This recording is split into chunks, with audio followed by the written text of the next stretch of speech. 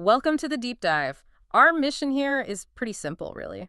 We take a stack of dense sources, pull out all the critical nuggets of knowledge, and then we deliver them directly to you. Exactly. And today, we're doing a deep dive into an immensely important topic, trauma recovery. We're going to be focusing specifically on one of the most rigorously tested and effective treatments out there, cognitive processing therapy, or CPT. Right. Now, our sources for this aren't just, summaries or articles. We are digging right into detailed excerpts from the CPT manuals themselves, the foundational research paper. The primary sources. Yes, exactly. So this gives us the blueprint, the definitions, the precise mechanisms, and even the specific assignments that are designed to guide someone through recovery from PTSD. We're essentially pulling back the curtain on how this really powerful therapy works from the ground up. And that mission is just so vital because PTSD can feel like an endless loop. It's a state of non-recovery that just robs you of your present life. Yeah. So today we're here to extract the core insights about how those debilitating symptoms are maintained, the specific psychological cycle that keeps people stuck, and then show precisely how CPT works to dismantle it. Okay. I think the biggest takeaway from all the research on CPT is that it's this comprehensive, trauma-focused, but, and this is crucial, a time-limited and recovery-focused approach. That time frame part is what really stood out to me. I think a lot of people assume trauma recovery is this thing that's measured in years, maybe even indefinitely. They do. And CPT really challenges that assumption. It aims to see profound positive change in weeks. The core work is often done in just 2 to 3 months. Wow. And the clinical trials, they actually show that working consistently and intensely over this shorter period leads to better, more sustained results than spreading the therapy out over a really long time. It's an approach that values consistent effort over just, passively enduring. So that really reframes recovery. It goes from being this chronic struggle to an acute, manageable project. That's a great way to put it. But let's address the big misconception right away. If the therapy is successful, what actually happens to the trauma memory itself? Because I feel like the idea that the memory doesn't just poof, vanish is often the first hurdle for someone starting this kind of work. You've hit on a key piece of clinical clarity right there. The goal of CPT is absolutely not erasure. No effective trauma treatment promises that. The source material is very clear about this. Yeah. Working on the trauma will not make the memory disappear. But what it will do is dramatically reduce its hold on you. Think of it like the memory's shifting location in your mind. Shifting location. Yeah. Right now, if you have PTSD, that memory is an intrusive present-day threat. It blindsides you with flashbacks, with panic, with the sensation that the event is happening right now. Right. The goal of CPT is to shift that trauma from being a present-day threat to being an integrated past event, something you can access when you choose to, but without the overwhelming emotional and physical hijacking. Yeah. It moves from being this constant danger signal to being a painful, yes, but factual chapter in your life history. A chapter that doesn't dictate your entire life now. Exactly. It doesn't dictate your relationships or your career or your ability to trust yourself in the here and now. That distinction shifting from active threat to historical event, that feels essential. So our structure for this deep dive is clear. We need to understand the mechanics of being stuck and then detail the specific cognitive tools CPT offers to facilitate that shift. Let's start with the evidence base because that's what makes this one of the gold standard treatments, right? Absolutely. The confidence in CPT really comes from decades of rigorous testing. This isn't just a theory, it's an empirically supported roadmap. So what does that long-term research actually look like, especially when you compare it to other big treatments? The evidence is remarkably deep. CPT has been continually developed and refined since the late 1980s. And when it's studied, it's often put head-to-head against other gold standard therapies, like prolonged exposure, or PE. Okay, PE, I've heard of that one. Right. It's another highly effective approach, but it focuses more on habituating to the emotional distress. The researchers on CPT demanded consistent, objective data. So what did they find? Well, a critical early study involved 171 women who had survived sexual violence, and many of them had experienced multiple traumas. The main finding was that both CPT and PE were equally effective in reducing the overall PTSD symptoms. So a tie, basically. On the surface, yes. Yeah. But the study yielded this critical insight that was unique to CPT. The participants who went through CPT reported experiencing significantly less guilt, and remarkably, lower suicidal ideation after treatment. Wait, hold on. That's a huge distinction. If two therapies are equally good at reducing, say, fear and hypervigilance, but one is dramatically better at reducing guilt and self-blame, that points directly to its core cognitive mechanisms, doesn't it? It does. It suggests CPT is uniquely suited to address the moral injury that so often comes with trauma. Guilt, shame, self-blame. These are what we call manufactured emotions, which we'll get into later. And CPT is designed specifically to dismantle the faulty thoughts that create them. That reduction in self-harm ideation suggests that when people stop holding themselves responsible for horrific things that happen to them, they gain this huge amount of self-compassion and relief. Which would make CPT really valuable for populations where shame and moral injury are a big part of the picture, like combat veterans or survivors of betrayal trauma. Precisely. And was this relief just temporary? I mean, we always hear about relapse when it comes to mental health. That's a great question, and the durability is one of CPT's strongest selling points. Researchers did long-term follow-up studies, sometimes 5 to 10 years after treatment ended. Wow, that's a long time. It is. And they found that the significant improvements achieved, the reduction in avoidance, intrusive thoughts, emotional numbness, were overwhelmingly maintained. This means that the client isn't just coping, they've fundamentally restructured their thinking patterns. So the changes stick. They stick. And the clinical community has also worked really hard to make CPT adaptable. The evidence confirms it works across different delivery methods. For instance, studies confirmed it works just as well in a group treatment format, which is huge for accessibility. So more people can get help. Exactly. They also tested versions without the written accounts of the trauma Oh, interesting. and showed that the cognitive restructuring part alone is immensely powerful. They even developed specific adaptations for people with low literacy or who couldn't read or write, proving the method works beyond just formal journaling. That adaptability is impressive. It suggests they really found the core mechanism that works no matter the format. Absolutely. The body of research is substantial now. We're talking almost 40 carefully controlled studies. And they consistently confirm that CPT reduces PTSD, depression, anger, and suicidal ideation. This global consistency across trials in different countries and cultures really solidifies its status. And what about the types of trauma? It wasn't just developed for one specific event, even though it started with rape survivors? That's right. While the initial development was for sexual violence, its effectiveness quickly expanded. Research has shown CPT to be effective for military combat veterans, people who've survived serious car accidents, war refugees, incarcerated adolescents, first responders, A really wide range. a very wide range, and even for individuals who have experienced race-based trauma or severe natural disasters. And crucially, it works even for those with complex trauma histories, meaning they experience multiple traumatic events over a lifetime. And what about people who have other issues going on, like depression or substance use? It's still highly effective. The reason it works across this vast spectrum is because it targets the universal psychological mechanism of non-recovery. It doesn't really matter how complicated the initial trauma was or how the symptoms present. So the mechanism of getting stuck is the same, whether you're a combat veteran or a survivor of a school shooting. Exactly. The symptoms, the intrusive thoughts, the avoidance, they might look different on the surface, but the underlying cognitive rigidity is identical. The core goal of CPT is to empower the client to become an expert in their own recovery.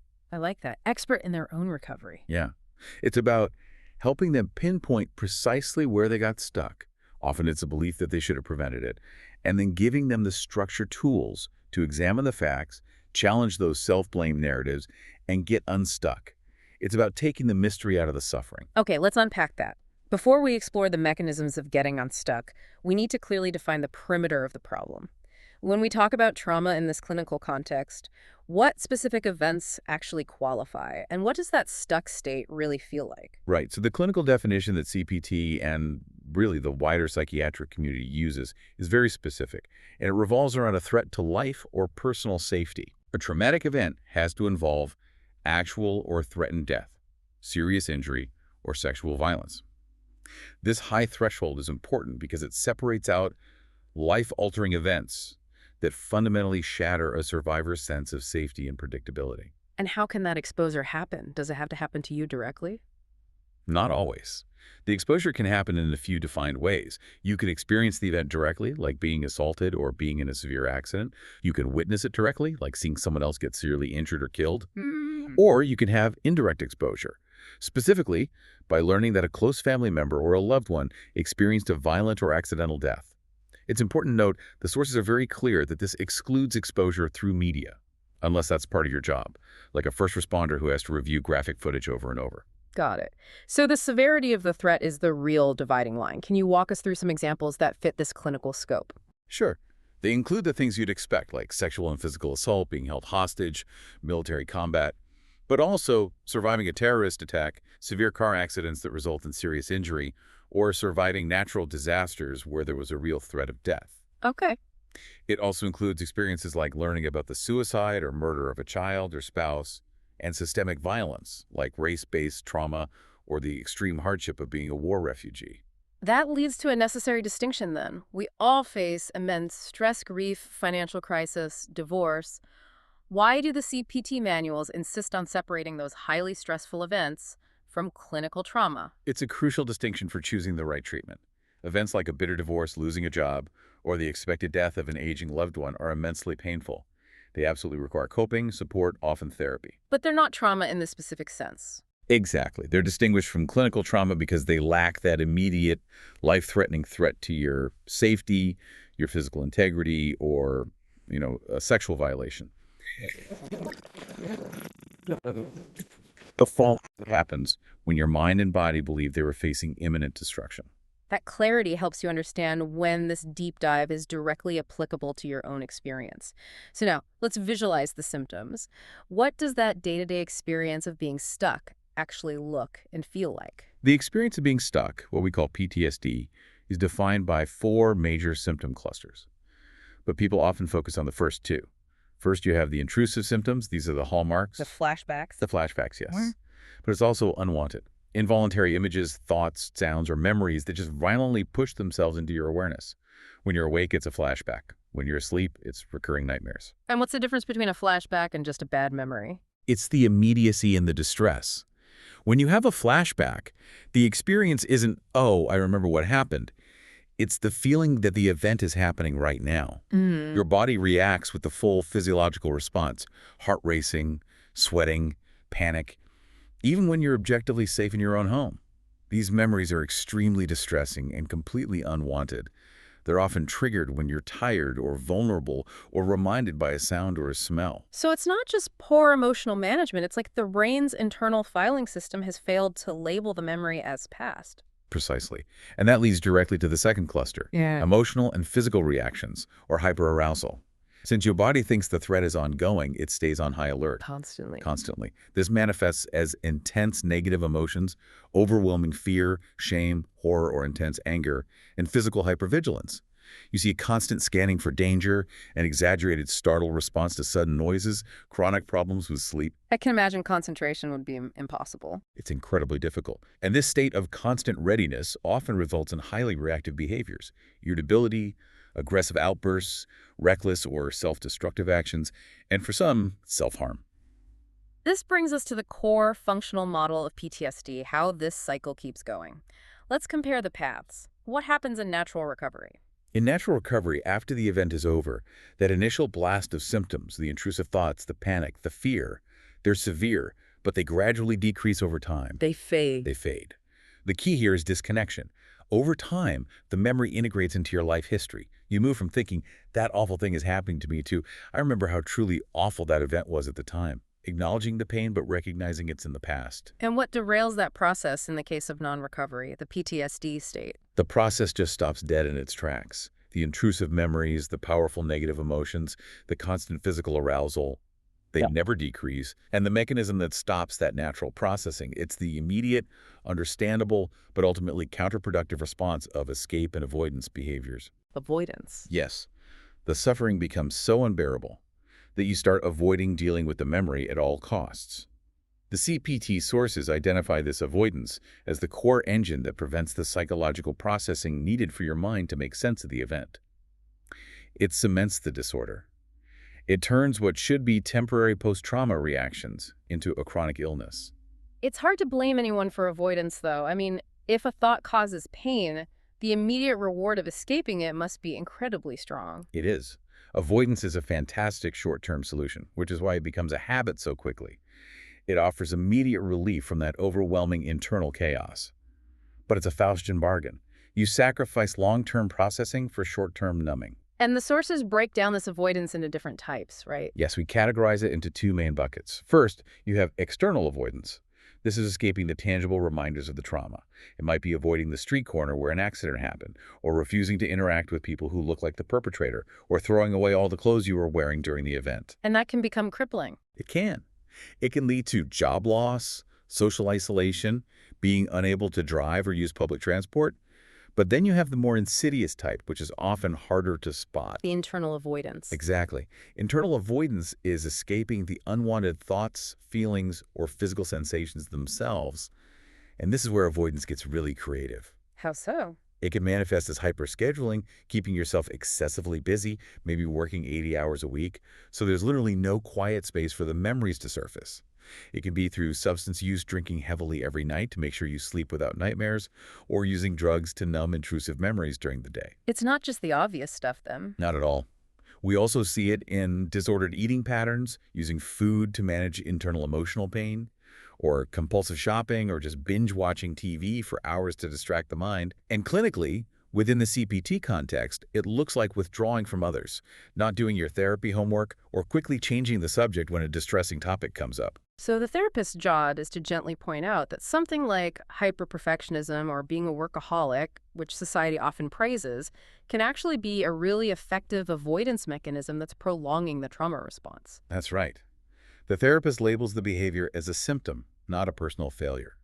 The core paradox is that avoidance works momentarily by providing relief, but because it prevents the mind from integrating the event, it guarantees the symptoms will return. And often with greater force because the mind is still trying to process the unprocessed event. It seems like people are constantly told to just get over it or put it behind you. This societal pressure must reinforce the idea that avoiding the pain is the right thing to do. Oh, it does. And for major life trauma, that advice is actively harmful. Survival mode, which involves avoiding the awful memories, is necessary right after the event. But if that avoidance becomes a long-term habit, it becomes the barrier. To recover, CPT requires taking the complete opposite stance. Approach the trauma and the thoughts about it. You have to actively engage with the very material you've spent years trying to suppress. Which brings us to a huge practical hurdle. If someone has a lifetime history of trauma, say childhood abuse, then military combat, then a severe accident, which one do you approach first? How does CPT choose the index event? This is a critical decision in the first few sessions, and it's guided by efficiency and maximum impact.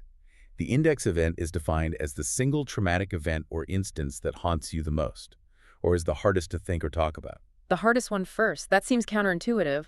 It does, but the rule is built on clinical pragmatism. Until you address the memory that holds the most emotional and cognitive power over you, you won't see significant sustainable change in your overall PTSD symptoms. That hardest memory is the root of the stuckness. Okay. We encourage the client to identify the event that triggers the most intense feelings of guilt, shame, or self-blame. It might be the event where they feel they should have done something, or the one that generated the most pervasive feeling of being unsafe in the world. Often, it's not the most recent event, but the event that first shattered their fundamental beliefs. Can you give an example of why it might not be the most obvious one? Sure. Imagine a client who had multiple sexual assaults. The most recent one happened a year ago, but an earlier instance from childhood, which they pushed deep down, caused them to form the initial stuck point, this belief that they were inherently flawed or responsible. Ah, I see. If they only process the recent event, they might reduce those specific symptoms, but that core belief of, I am defective, established by the earlier trauma, will remain untouched. The CPT strategy is to tackle that deepest anchor first. By processing the hardest memory, you gain the cognitive skills you need, which you can then easily apply to every other, less difficult trauma. So if the trauma was ongoing, like years of abuse, how do you pick a single index event from that? In cases of chronic ongoing trauma, we don't choose the entire history. We choose the single, vivid instance that triggers the most intense emotional reaction, the most intrusive symptoms, or the greatest degree of self-blame. For a survivor of childhood abuse, that might be the single worst instance of physical violence. Or maybe an instance where they tried to get help and were completely betrayed. This single instance serves as the portal to unlocking and reprocessing the distorted beliefs that the entire history created. Finally, before they start the core work, there's a quantitative check. What kind of symptom severity are we talking about here? Right, the CPT manual notes that the PTSD checklist, the PCL-5, is the standard measure. If someone has experienced a traumatic event and their total score is 31 or higher out of 80, that indicates a significant clinical level of PTSD symptoms. This is the severity level CPT is specifically designed to address. Why 31? Is that the line between needing treatment and not needing treatment? It's more of a clinically validated baseline for measuring severity. It tells both the client and the therapist that the symptoms are pervasive enough to interfere significantly with life. A high score confirms that the client is experiencing the full suite of symptoms that CPT is best at resolving. It just gives us a measurable starting point for charting recovery. Okay, let's shift now from the symptoms to the underlying psychology. If avoidance is the main blocker, we need to understand what the mind is avoiding. And it isn't just the memory, but the faulty conclusions it drew. The core theory of CPT is that people try desperately to maintain their pre-trauma beliefs, even when faced with catastrophe. So what is the architecture of these pre-existing beliefs? This is the cognitive core of CPT. Human beings are, by design, pattern seekers. We manage the overwhelming complexity of life by creating these cognitive categories to predict outcomes and assess safety. We operate under the assumption that we have control over our lives and our safety. And a lot of that is rooted in something the sources call the just world myth, right? Exactly. It's this powerful, implicit belief often taught through fairy tales and early moral lessons that good things happen to good people and bad things happen to bad people. When we're children, this myth provides essential psychological safety. We believe if we follow the rules, we'll be safe. But the moment a random, catastrophic, and deeply unfair event happens, that myth is just instantly shattered. It creates immense cognitive dissonance. The trauma contradicts the fundamental assumption that the world is orderly and controllable. And because the mind can't tolerate that level of unpredictability, it reverts to the path of least resistance. Which is what? Well, if bad things only happen to bad people, then I must have been bad or done something wrong to deserve this. And this is the birth of intense, persistent self-blame. So the mind is looking for an explanation. It's working for an explanation, not for justice, but for prediction. The logic goes, if I can figure out the mistake I made, the reason I was victimized, then I can ensure I never make that mistake again, and therefore I can prevent future bad things. The self-blame isn't a moral judgment. It's a desperate attempt to restore the illusion of control. So they focus relentlessly on what they did or didn't do. If I hadn't worn that dress, if I hadn't taken that shortcut. Exactly. If I had just fought harder, all of those. And what about the flip side, survivor guilt, which seems like the opposite of self-blame? Survivor guilt, the why not me question, is also rooted in the just world myth. If the world is fair and I survived a mass tragedy where others died, there must be a reason. Or worse, my survival is unfair compared to someone more deserving who died. It assumes all outcomes are explainable and controllable. CPT challenges that very premise. So trauma forces a choice. Either you accept that the world is inherently random and unpredictable sometimes, which is terrifying, or you distort the facts of the event to make them fit the prior belief that the world is controllable. And most people, initially, choose distortion. They change how they see the event to protect their core worldview. They'll latch onto a minor error they may have made, I shouldn't have been out late, and use it to explain the entire event. They effectively blame themselves entirely to retain the sense that if they just behave differently next time, they'll be safe. And we also see the reverse, right? Where the trauma just confirms existing negative beliefs. Yes. If the person has a pre-trauma history of abuse or neglect, the new event doesn't shatter the just world myth. It simply serves as proof of a negative self-concept. Like, I knew it. I am a trauma magnet. Exactly that. Or, this just proves I am unlovable and bad things always happen to me. The trauma is used to confirm that their negative self-perception was correct all along. The sources warn about something kind of over-accommodation. This sounds like a severe, almost manic attempt to create a new belief system that's just as rigid as the old one, but in the opposite direction. Can you give us some examples? Over-accommodation is when the client flips their belief to the most extreme opposite. So if they used to believe the world is perfectly safe, after the trauma, they over-accommodate to the world is always dangerous and I must never let down my guard. This leads to profound isolation and avoidance. And a key error here is generalization, I'm guessing. A huge one.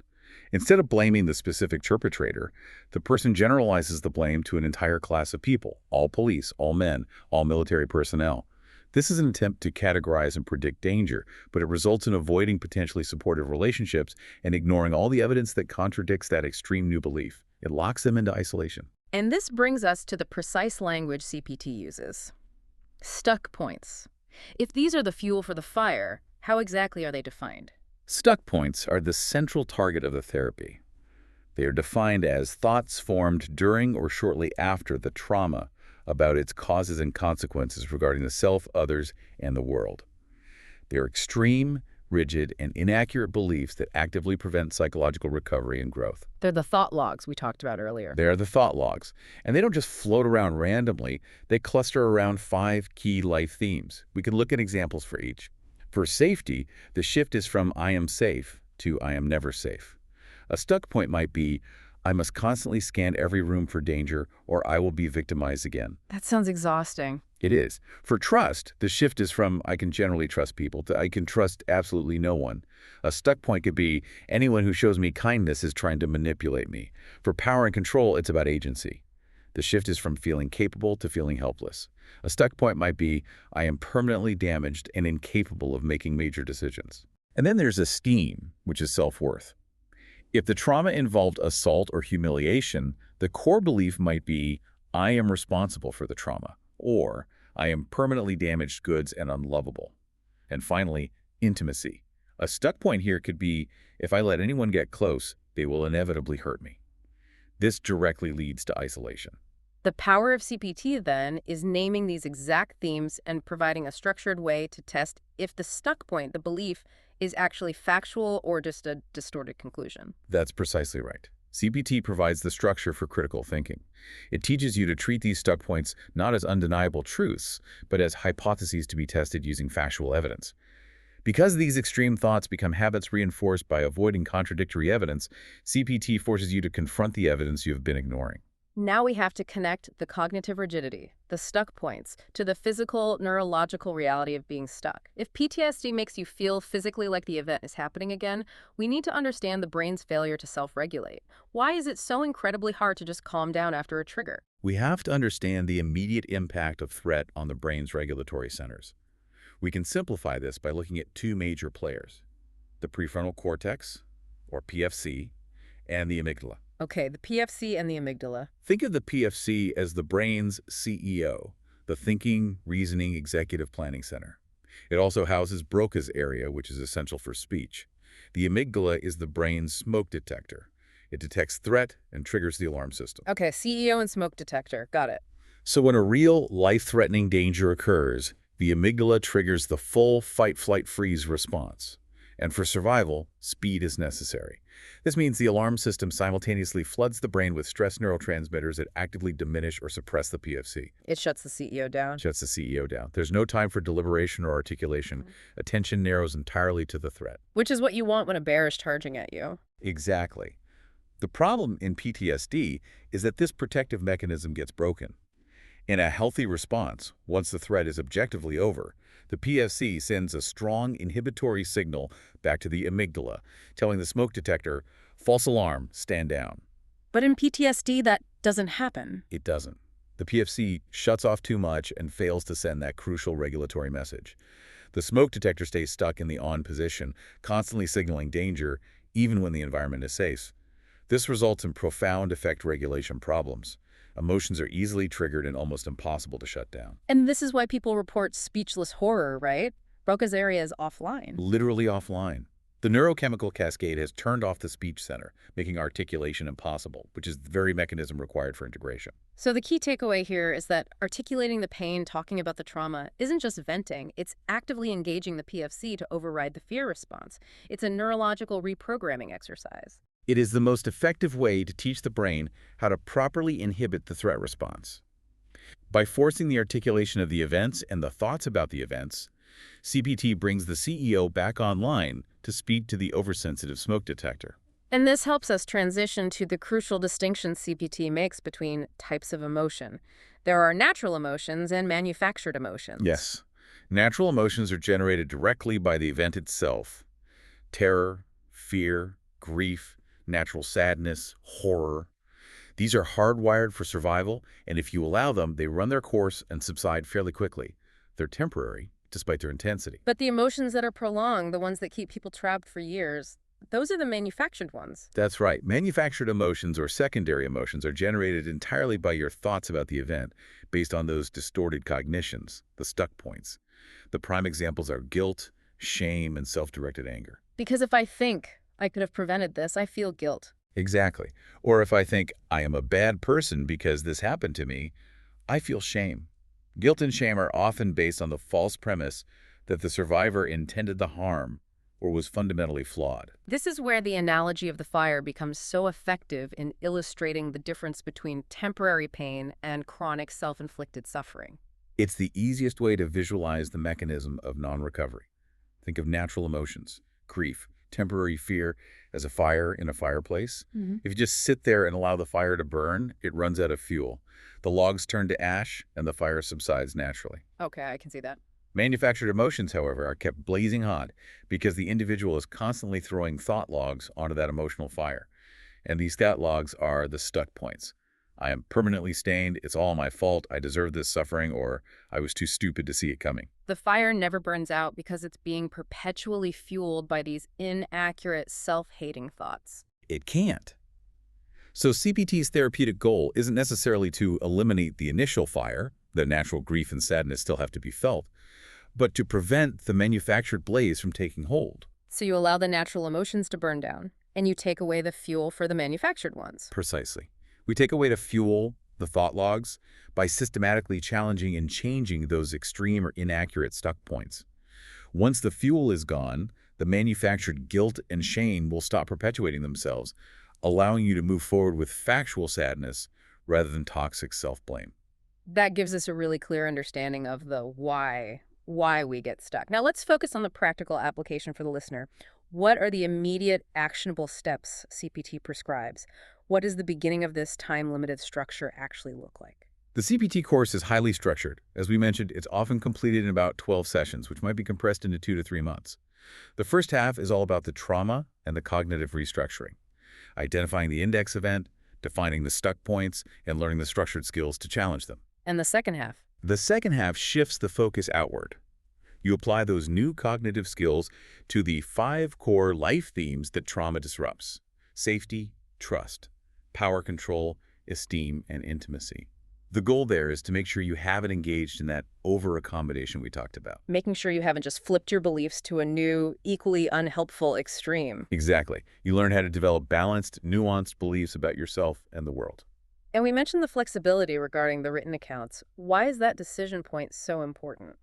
Right, so the client chooses between CPT, which is purely cognitive, and CPT plus A, which is cognitive plus written accounts. The sources confirm that the writing is not essential for it to work, but it can be highly recommended for 2 specific clinical presentations. Okay, what are they? One, for clients who are highly dissociative who struggle to track time or feel connected to their memories. Writing helps them put the events into a sequential, linear, factual narrative, a beginning, middle, and end. It grounds the memory in time. And the second one? 2, it's sometimes used for clients who are emotionally numb or avoid feeling anything at all. The process of writing the details can elicit the necessary natural emotions, the appropriate grief or sadness that they've been avoiding. But again, for many people, focusing purely on the cognitive restructuring avoids unnecessarily increasing their distress, which proves that the thinking part is the core therapeutic driver. Okay, let's talk about the first crucial piece of homework. The gateway assignment that starts to reverse that habit of avoidance. The impact statement. What is its specific purpose, and what does it ask the client to do? The impact statement is brilliant because it forces you to immediately engage the PFC, the thinking brain, without forcing you into an emotional flashback. Its purpose is to shift you away from avoidance and towards an intellectual understanding of the trauma's cognitive consequences. It's a short essay, at least at a page, that is deliberately non-narrative about the event details. So they're specifically told not to describe the assault, or the accident, or the combat. Explicitly, they are reminded not to write the details of what happened, but to focus entirely on the meaning and effects of the event. The content has 2 major focuses. Okay. First, causation. You describe the reasons why you currently believe the index traumatic event happened. This reveals all your core assumptions, your self-blame, your adherence to the just world myth. And the second part. Second, consequences. You describe the consequences of the trauma on your beliefs about yourself, others, and the world, specifically referencing how those beliefs were impacted across the 5 themes: safety, trust, power control, esteem, and intimacy. So it's a profound diagnostic tool. The therapist can read it and immediately pinpoint the core stuck points, the specific thought logs that are keeping that emotional fire burning. That's exactly what it is. If you write extensively about how you should have chosen a different route, that immediately flags a stuck point around power and control. If you write that all men are dangerous and untrustworthy, that flags over-accommodation and trust and safety. So the impact statement forces you to articulate your own flawed logic, which lays the groundwork for the Socratic questioning that defines the rest of the therapy. Precisely. It reveals the map of your non-recovery cycle. And completing this assignment emphasizes the final, most crucial role of the client. Consistent practice. We have to emphasize the mathematics of recovery. Mathematics of recovery. Yeah. There are 168 hours in a week.